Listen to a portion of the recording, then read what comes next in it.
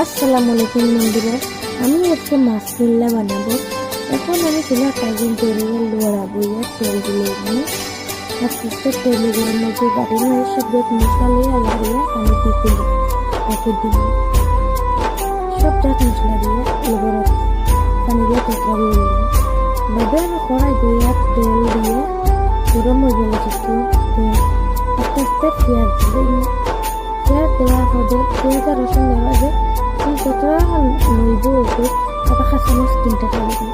তারপর সব মশলা রাখাগুলিছিলাম পরে ওটা সব দিয়া একটু লাড়িয়ে একটু টমেটো দিলাম।